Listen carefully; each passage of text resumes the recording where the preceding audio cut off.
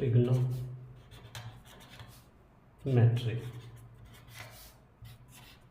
त्रिकोणमिति।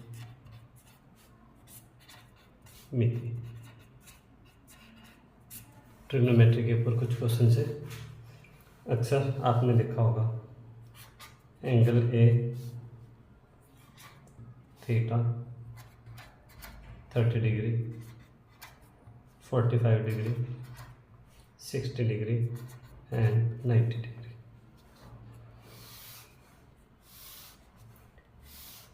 Angles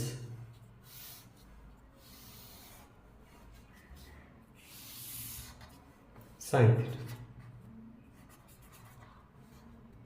sine theta में sine A theta is equal to A 0 degree 1/2 1/√2 √3/2 1 cos A 1 √3/2 1/√2 1/2 0 tan A is equal to 0 1/√3 1 √3 not defined, not defined।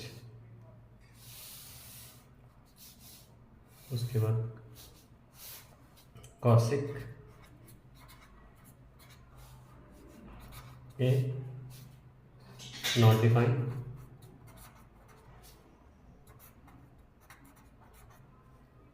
2 √2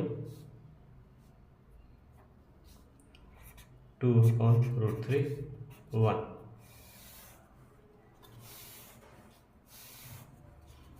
cosec secant A 1 2/√3 √2 2 not defined,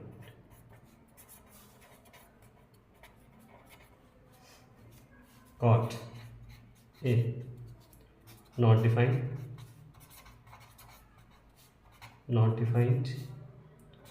√3 1 1/√3 0।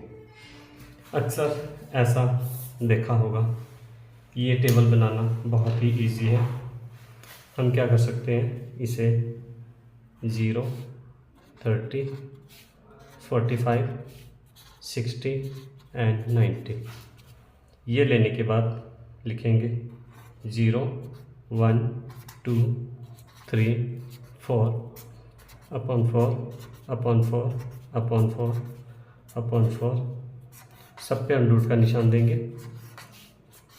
Under root का निशान देने के बाद check करते हैं 4 × 4 1, इसकी value ये आ गई।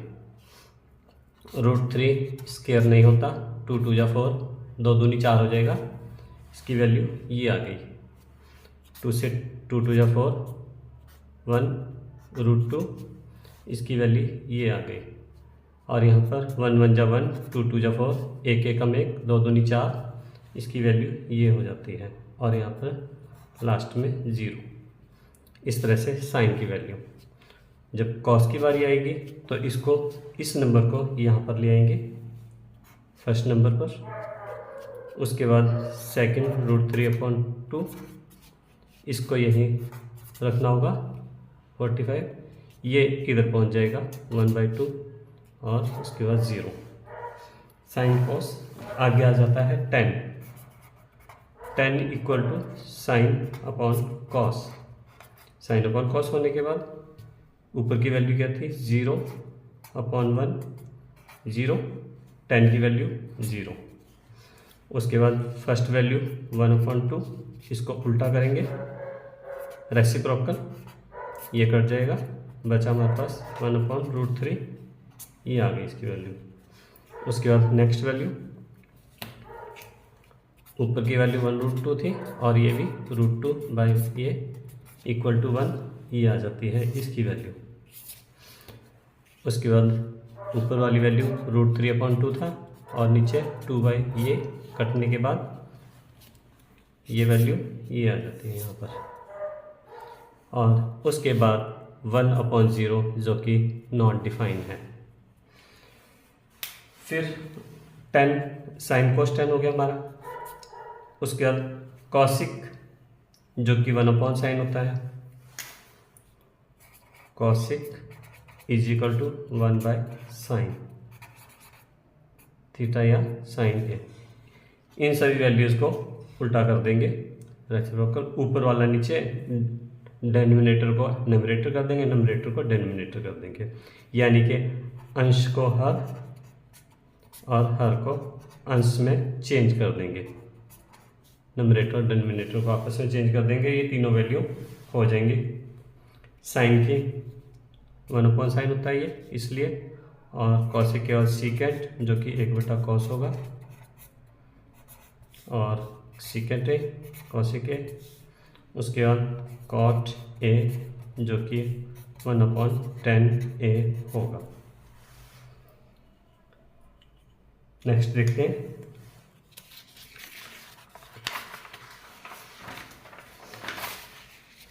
अक्सर देखा होगा कि एक फॉर्मूला और होता है ट्रिग्नोमेट्री में, जो कि होता है sine 90 minus theta equal to cos theta.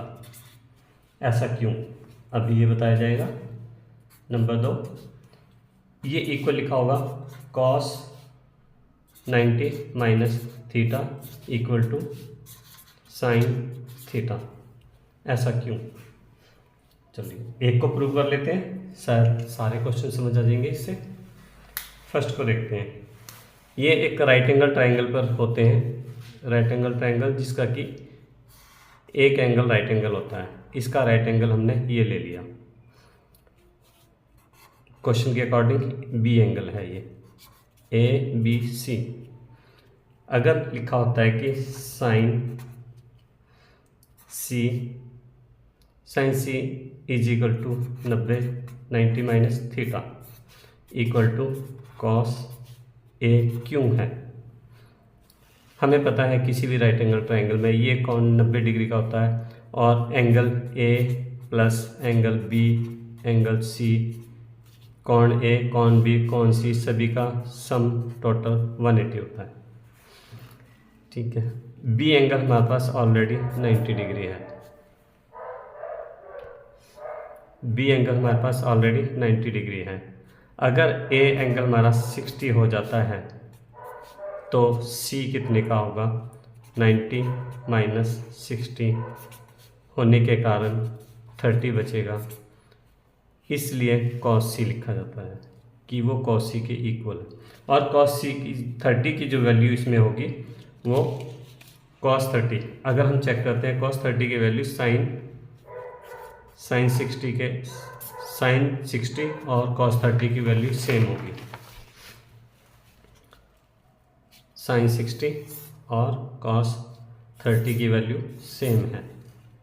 इस तरह से ये सारे एंगल जो हैं आपस में माइनस होते चले जाते हैं। नेक्स्ट इसी तरह से tan 90 minus theta equal to cot theta क्या होता है, और इसी तरह से cot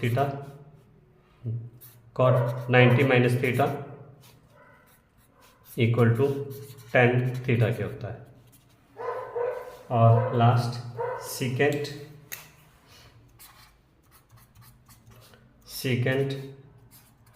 90 minus theta equal to cosec क्या होगा, और cosec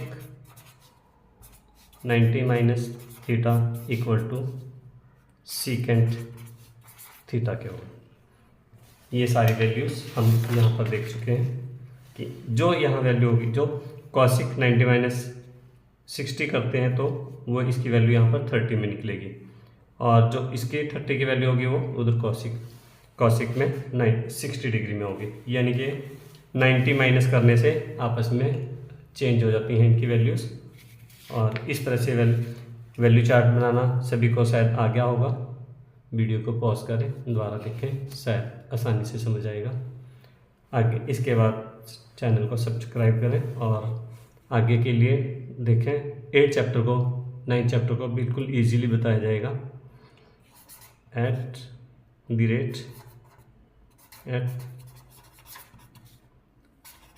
@Bhagirath Kumar 1521 channel subscribe करें, लाइक करें, शेयर करें। Thanks watching.